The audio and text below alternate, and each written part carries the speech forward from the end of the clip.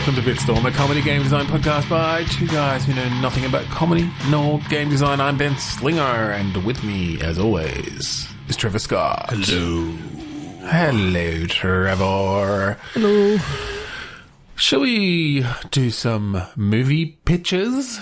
Yeah, well, why not? Let's just change games, a little bit. Still video games, but from movies. Yeah. Yeah. So for those who might be joining us for the first time, we're actually going to take some random movie titles and synopses, and we're going to read those out, and we might make a game based on the movie itself, as if it was a tie-in to that movie when it came out, or we might just use the title and synopsis as a jumping-off point to a brand new video game. New IP. This podcast is an IP factory. IP factory. I must say. 100%. So let's do it. 3, 2, 1, a movie. The Thunderman's Return. Or the Thunderman's Return. Yeah. I like your first go at it. The Thunderman's Return. Well, because it could be like, is it Thunderman and it's his return? Or is it what it actually is, which is this seems to be a family whose last name is Thunderman, and it's the Thunderman's return, so the family has returned. They're a superhero family. This is a movie from a Nickelodeon movie from earlier this year. Okay. Compared to mine, which is called Erotica. Midnight. Oh, Moonlight, sorry. Moonlight. A 2008 film. Okay, that puts Thunderman in a very different light. I mean, I'm immediately going to something like Orgasmo or something like that. Like, that's also where my mind went. The porno superhero. There's something about that makes. I thought let's see where this goes. Okay, so I do like the idea of Thunderman as some sort of porn or erotic superhero. Yeah. Does he bust through walls like Kool-Aid Man style, just like when there's stunt cock, when there's, when someone's tiring, when someone can't get it up, on a shoot. Thunderman. Stunt cock. Thunderman comes. Hey, how you going? Hey, how you going? Hey. God, from a gameplay perspective, I've not seen Orgasmo in a long time. It's all coming flooding back. Flooding is right. I don't want to go too crude and gross, especially for our first game of the night. No, second maybe. Once we get into it, is there something tasteful we can do with this porno superhero? I just love the idea that he's a superhero that on the side just happens to make some adult. Oh, okay. films. So it's not even related to. It's like his alter ego. His alter ego is a porn Thunderman. star. Yeah. Okay. There's something about that just what's his makes me power laugh. then? Like Thunderman, he can basically clap his hands together and make like a thunder wave sort of thing. Like a thunderclap, thunder shock. Yeah. Okay. Yeah. That's cool. Does some of the conflict come from?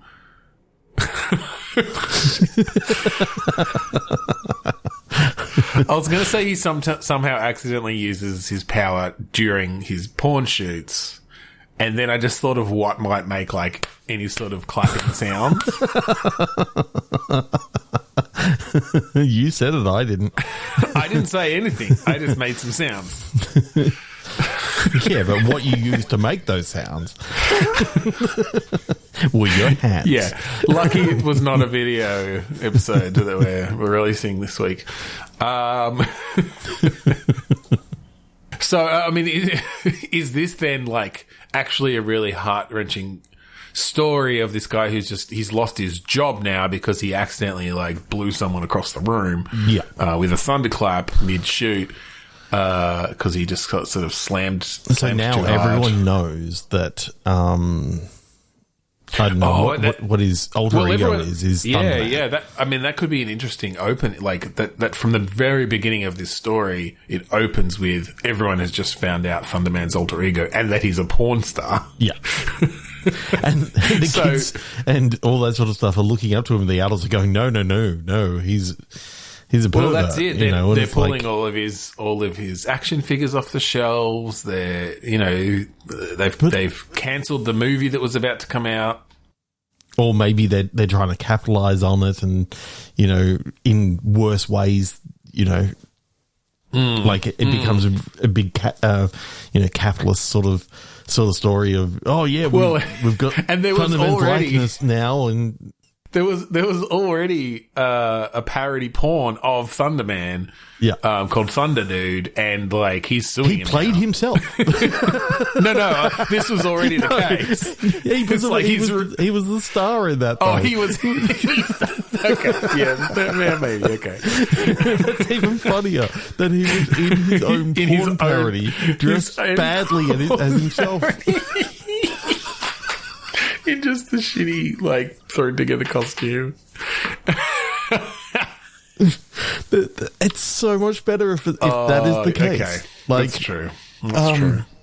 The director's suing him, though, because he feels like he should have been able to... Or maybe he's making tons of it, because it's like, actually, like, this is the real Thunderman porno. Yeah, but, had he used his real costume, it would have looked even better. And, now they're suing him for, not letting him know that they could market it better. Or, false identity sort of stuff. So it's a point-and-click adventure. So maybe... No, well, I was even... I was going down that direction, or even more that it's like one of these games... It's just all played from your house over like phone calls, and like you're there. It's through the depths of this guy's depression as he like doom scrolls all this stuff that's happened about him, takes calls from, and he just so happens to have like superpowers, but he's still dealing with depression. Yeah, of course. Walking around his like lavish mansion with all his, he's got his Thunderman cowl up on its little stand, and all of the newspaper articles on the wall from all the people he's saved, and then on the other wall all of the porno like XXX awards. It's one of those things that he hits a button and it flips over, and it's like it's got all his Thunderman stuff, and then he clicks another button and it flips over and it's got all the porn stuff. Like he can never have it out at the same time. The Jizzies or something. I don't know. There's definitely some porn awards. I kind of like that. It's almost just a walking simulator then as well. Like it's almost just you're walking around, you're getting context, you're getting information. He's sort of talking. You've got an internal monologue going as you sort of like look a Gone Home. Yeah, a little bit as you're exploring this mansion and just seeing how he's been living, and and you're hearing you get a phone just call, how down he is about this whole thing, having just lost his job and all this sort of stuff, and you learn through context lost both his jobs. You learn through context clues that, you don't necessarily find out straight away that he was a porn star and all this sort of stuff. Like perhaps not. It's then when you look back, you go, oh, that statue that was there had a real big erection. Well, yeah, and I mean, I don't think it's not a twist or anything. No. It's part of discovering, like, you open this up, it opens with you are a superhero who's had a huge scandal of some sort, and then, yes, as you, like, explore around, like, you get a call from your, like, your contact, your handler or whatever with the, Department of CIA or whatever. or whatever it is, or the Nick Fury-esque, leader of goes, whatever. Yeah, we can't use you right now. Like, we'll put you on the back burner. Like, yeah, it's not a good image, dude. Like, yeah. So, there's a little bit of The Boys in here. There's a little bit of, just standard Justice League. Obviously you play on the classics there. Yeah, getting calls from other superheroes in the team, right? Some of them are disappointed in you. Like, some of them are like, oh my God, dude, like, I can't believe it. They've got their own hidden, vices and alter egos. And it's kind of like you have your Tony Stark-esque character who's admonishing you, and it's like, dude, you're like an arms dealer. Yeah, exactly. You sell all this stuff to both sides. You're a bad guy, but somehow you get away with it. Like, exactly. Because you're a billionaire and all this sort of stuff. Then it's playing on, particularly America's whole, like, violence is acceptable, but sex is, a taboo. Which is what it all comes down to. Yeah, they're fucking prudes.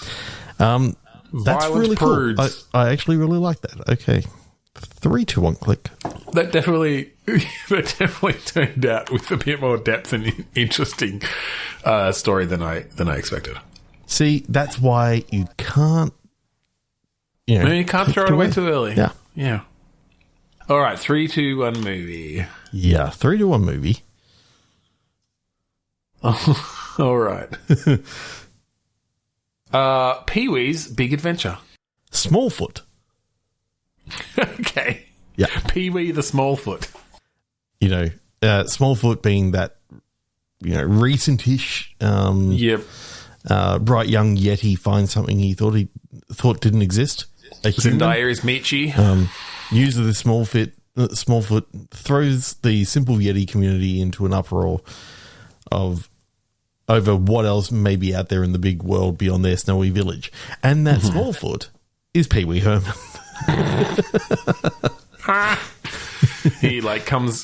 He makes his way into this Yeti looking for his bicycle. Okay. I have not seen Pee-wee's Big Adventure in a very long time. Very long time. So I do not really remember the story. There with the fact that, he meets odd characters along the way, Large Marge and all those sort of characters that he meets along the way. There's no reason why this isn't a deleted scene in which he spent, a whole time with these Yetis in the Alps, or given that, Smallfoot, Bigfoot. I kind of like the idea that you take the idea of it. That's fine. Yeah. Okay, I feel like basically a Sasquatch that he comes across. I feel like it would be a mistake to try to jam too much like story into this, particularly because of the wackiness. I feel like this is almost like a snowboarding type game, except maybe he's on his bicycle or something, and then there's the Yetis and stuff that they're either maybe helping him or like trying to stop him. Like, I feel like it's a bit more arcadey. Okay, it's a bit more. I'm trying to think of what was that. There was a snow game that Ubisoft released a while ago. That was when we could like drop runs. Anywhere on the mountain or whatever. On the mountain, and you can just sort of go. I like that idea. But then I also love the idea of Dave Mirra's BMX, but with Pee-wee Herman in the lead. So basically, it's that Tony Hawk's Pro Skater feel, but get on a bike. Then let's do it more. Let's go somewhere in the middle. It's like downhill BMX. It's like downhill bike racing. Yeah, rather than in the snow. Yeah, and it's big. It's actual like Bigfoot, Sasquatch, rather than Yetis or abominable snowmen. The more sort of forest-based. I do like that because then, you've got to try and keep on the trail and all this sort of stuff going between trees and shit. You're trying to keep on the trail and stuff, and then like you look to your left and there's a fucking Bigfoot lumbering along beside you.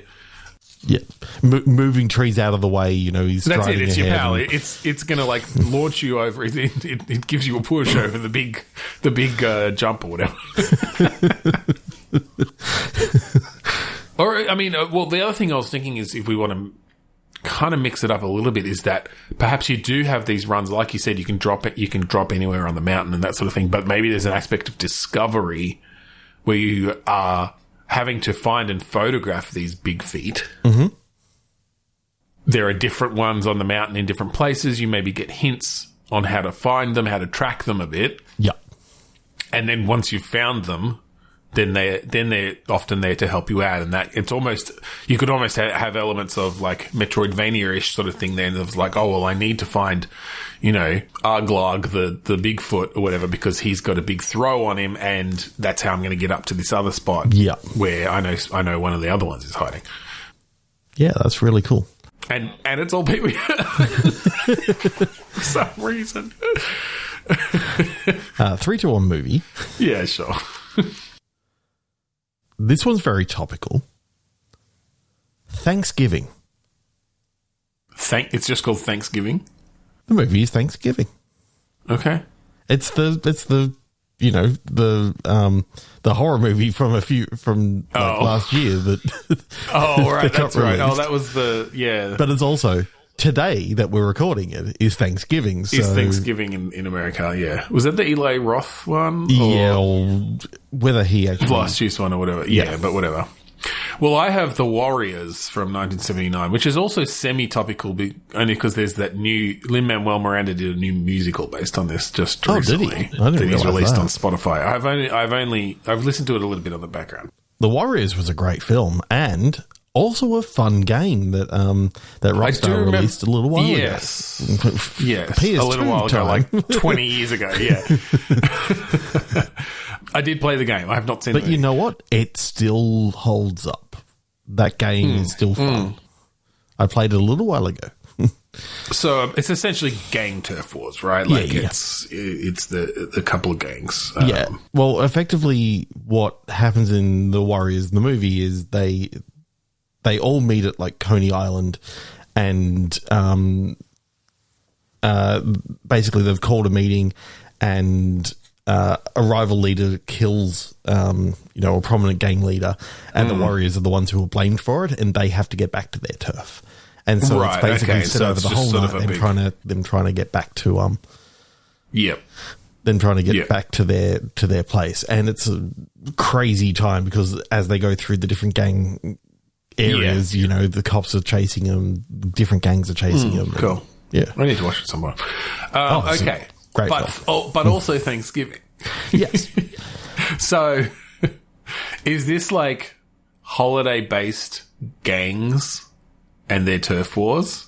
Yeah, 100%. Like Christmas keeps creeping in on Thanksgiving's 100% turf, right? Yeah. Getting earlier and earlier. In fact, even Halloween the Halloween gang is starting to feel Christmas's arrogance, getting too arrogant. And so, but it's all those people, but they dress up like their like their holiday. But it's all year round that they dress as these. Oh yeah, yeah. This is their themed gangs, and so it's almost this like wacky beat 'em up. I'm feeling like a Double Dragon-esque, or I mean, I guess the Warriors, the Rockstar one was somewhat like that, where you just lots of taking down lots of other gang members and that sort of thing. Yeah. So do you get to choose? I think Christmas is like the main. You can't play as Christmas. They're like the main villain thing. They're the main. But maybe you can play as you can choose your other faction. Valentine's Day, Christmas, Halloween, Easter. Sorry, not Christmas. Halloween, Easter, Thanksgiving, 4th of July. If we want to go the American, maybe we can do Australia. Invasion. So let's not go down that path. Change the date though. Yeah. Yeah, I do like that though. And then your weapons and stuff can also be obviously like themed in that way. Mm-hmm. I don't think you're using like baseball bats with nails and stuff. You're throwing fucking Easter eggs and yep. Whatever else. Well, what I like is, obviously you've got I kind of like the idea that Christmas is trying to just get in on everyone's turf. So it doesn't matter absolutely. when it is. It's like they want to be the whole year. Yeah. So they want everything to be about them. Mother's Day, Father's Day, it's all up for grabs. Yeah. So no matter which one you choose, like eventually Christmas is coming for you as well. So all the other gangs sort of get together and decide that, mm-hmm. They need to do something about this. We need to push back on Christmas and wipe them out. So maybe you only play Christmas, but you are actually the bad guys because you're just trying to get in on everything. And yeah, I mean, I guess that would make a bit more sense from having the variety of enemies as opposed to the... Yeah. Okay, so you're trying to spread your Christmas cheer. All year round. Because, year round. Take over all the different holidays. They all have their days or weeks or whatever that they are kind of king shit. And you're like, nah. And so basically... 2 months is not enough. After Thanksgiving to Christmas Day is not enough. 12 days is not enough. Or in Australia, we don't even have... How about 12 months of Christmas?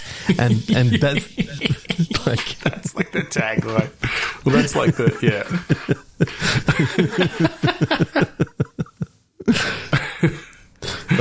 I love on the first month of Christmas. They'd sing... Like, the whole thing is using months instead of days. Yeah. Which makes a bit more sense, actually, with the amount of things that, presents you're getting. Exactly. To spread five golden rings across a whole month or whatever. I mean, let's just say that Jimmy, and he's the new gang leader, he really wanted to... and did write a lot of the lyrics for 365 Days of Christmas. But I feel like he's the second in command. He's gunning for the top spot, but he's doing it in this really... Yeah, he's writing lyrics for the 365 Days of Christmas. But the thing is, people get bored of saying 5 golden rings like 360 times. 365 times. And there's just too many to remember. Like, it's hard enough remembering the 12. Once you get to like 97... Well, and you're not even a third of the way through. And you've got to recite the whole thing. Yeah. And you go 365 PlayStation 5s. it's just all the way down, yeah. It's just, it became his Christmas list after a while. 112 Lego sets. And having to switch it up like every 5 to 10, you'd like change the rhythm. Yeah. So it is like 275 pairs of socks. Yeah. So anyway, 274 there's that guy. PlayStation 5. He says PlayStation 5 like 7 times in there. He wants, it adds up to thousands of PlayStation 5s. I don't know what he's going to do with them. But I mean, I think your top guys have got to be Saint Nick, right? Like it's, or at least he gets renamed to that as his, gang name. Whoever leads, whoever leads it. Yeah, and you've got takes on Santa Claus's name exactly. Yeah, got the classic, Father Christmas, come out and play. come out in your sleigh. So we can slay. Oh, shit. Okay, cool. I really love this. I think it needs to be kind of, in that old school, like your Arkham style combat. There's something about that Arkham style combat that just feels good. Nemesis system. Hell yes. All the holidays. System. Yeah. The friendships is because we're not WB and we don't have the rights to the Nemesis system. In fact, you know what? Fuck it. We're actually going to spend the money this time. We're going to spend the money and like license it. And license it. Okay, we're going to license it. We love it so much that, I mean, the Nemesis system just makes so much sense for this because it's like... Well, and I think even maybe a bit of it's almost a variation on it. Because it's shown on a calendar, right? And so you've got them all on the calendar, but it's as, you might beat them as Christmas and then you take over more of the thing, but then they're going to come back and they've teamed and join up, another group. Exactly. Until finally there's 2 groups and it's sort of like whichever one you wiped out, it's like, okay, you're just giving more power to this other group until finally, your one that you ignored most of the time, which most likely is going to be Father's Day, becomes super powerful. Well, and I think, you want a bit of that nemesis system thing of like, oh, they, you beat them and they come back stronger, or they remember you or whatever. And so, yeah, I think I do like the idea of the groups. Each group is growing, but then it's whatever that final makeup is based on like the particular events that kind of happened throughout. And yeah, so you've got like the Queen's birth or King's birthday holiday, who's one of the ones you've had to fight multiple times, that group and the leader of that group. I mean, Labor with Day. his big crown. Labor Day is crazy. I mean, you never wear white after facing them. Because you're all bloody. Because you're covered in red. You'll get blood all over the white, and it doesn't come out. That's it. That's why you never wear white after Labor Day. They'll tell you a new one. 3 to 1 click. Oh, okay. Fern Gully, The Last Rainforest. Okay, West Side Story. Okay. Oh, I kind of like this. I could see this being an actual Fern Gully tie-in, but it's a musical. I mean, like that's what we take from West Side Story. Yeah, well, you know what else West Side Story is? I mean, it's gang version of Romeo and Juliet. So you can easily put that into Fern Gully just with the music and, different factions. Potentially. They must have made a Fern Gully like SNES game or something, right? I'm just trying to think. Has there been a tie-in game? Maybe this is an opportunity here for us to like. Because it's been a while since we've done a true tie-in game, right? Usually we just take the ideas. Like, I like the idea of taking the musical aspect. I mean, there was music here's the thing. in Fern Gully. But here's the thing. A gully has 2 sides. And this is all about the west side. Come on. That's fair. I don't know that we need to change the story. Like, I'm thinking of this as, okay, how would we actually build like a modern tie-in game to Fern Gully, The Last Rainforest? I love the idea. I don't remember Fern Gully that much, other than the fact that I seem to remember that, it was a boy who got shrunk down. So therefore they're rather small in this thing. Yes, so they're all very small, and then the villain is essentially like pollution, but it kind of it's this like big goopy thing. So you could do some really cool stuff with like just like nice shaders of the goop on everything, or some fluid dynamic stuff, like and make it look really, really cool. Yeah, and just having, occasionally as you're going through, as you sort of trying to fight this pollution and stuff, it's like different characters are just like doing some sort of songs. All of a sudden, you can make it rhythm based. It's like, oh, come on, not again. Or at least like rhythm based sections, for sure. I really like the fact that your character is just experiencing this around them. Like, they're not actually involved. It's like...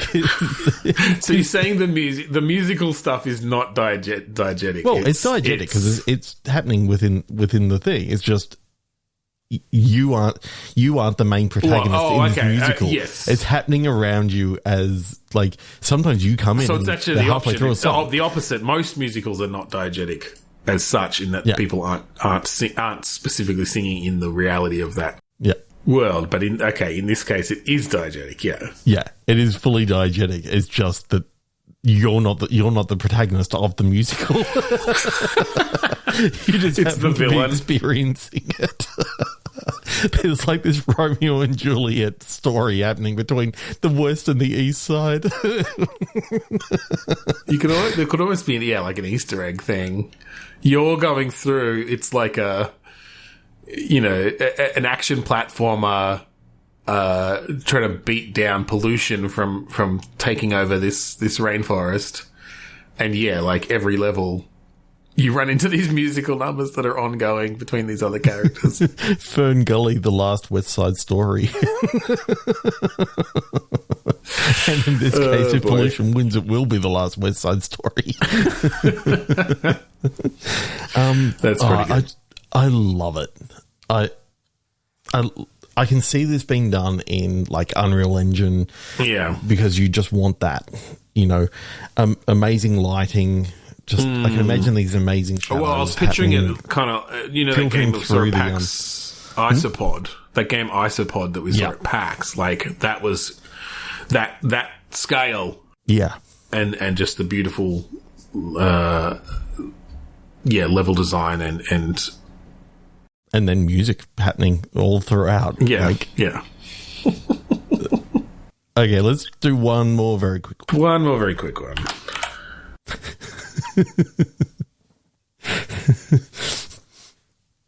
Race to Witch Mountain. I mean, that's a game in itself. Like, just Race to Witch Mountain. Young Adam. This was from 2003. Although if the cover, at least the poster that I see here, looks like early 80s for some reason. It's just like a kind of thriller sort of thing with a drifter on a river barge who knows something about a dead woman. So I don't know. But we can just take the... Race to Witch Mountain, like... Young Adam's Race to Witch Mountain. I read a taxi driver gets more than he bargains for, and I'm like, okay, great. This is Crazy Taxi, but you've got like one destination that you need to get this person, and you've got like a certain amount of time, and it's a race to get there, and it's a random route that happens every single time. Like, it's sort of like it's a ride that you're actually doing. I like this being almost the opposite then of the Pee-wee game, where it's up the mountain instead of down the mountain. Yep.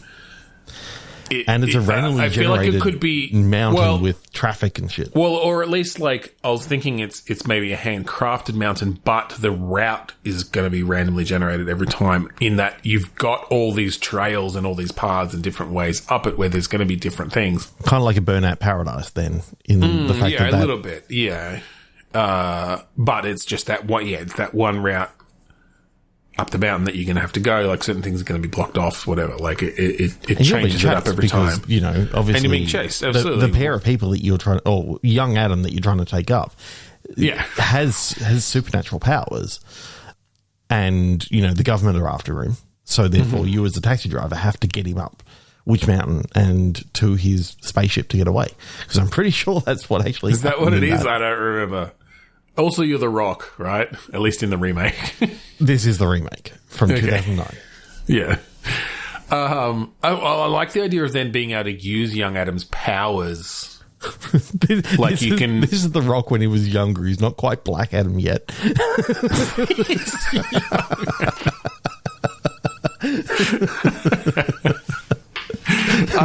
What even are Black Adam's powers? Should we He's like cross Shazam, that over? I think. I don't know. I don't know. I think that's... I think we'll leave it there, shall we? That's good. Young Adam, young Black Adam. Okay, hang on. Leave you with this image. You've got young Rock in the back and slightly older Rock driving the car. Definitely. All right. Thank you for joining us this week. If you would like to find our previous episodes, you can go to podchaser.com/bitstorm. All of them are up there. Give us a rating, give us a review.